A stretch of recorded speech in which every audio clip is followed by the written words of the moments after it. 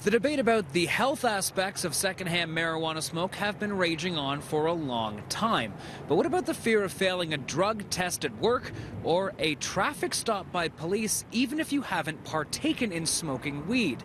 I'm Michael Lumsden in Calgary, and a new study from the U of C states that the environment you find yourself in and how long you stay there could have a big effect on your THC levels, even if you're just an innocent bystander.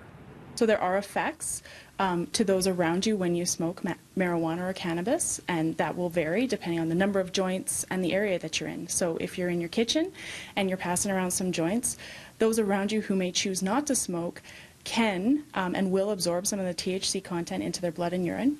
And the time needed to allow THC into your system is not long at all. According to the study authored by Fiona Clement, depending on the strength of the strand and the lack of circulation in the room, it could be as little as 15 minutes before you test positive on a zero-tolerance test, with longer exposure only raising the concentration of THC in your blood. Clement says the message of the study wasn't meant to be a buzzkill, but to show the consequences of not being cognizant of your surroundings. She adds she has an additional message for those who want to toke on their own time. Take it outside. That's the safest place for you to consume your cannabis, to reduce your own risk and the risk of those around you.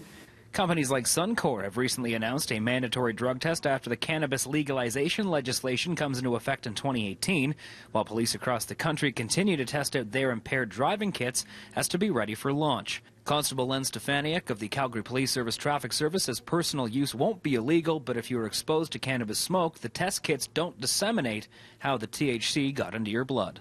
If you're in an area where you don't smoke and you're exposed to it, that doesn't necessarily mean that you might be impaired, but you could still have a positive nanogram in there. Michael Lumsden, City News.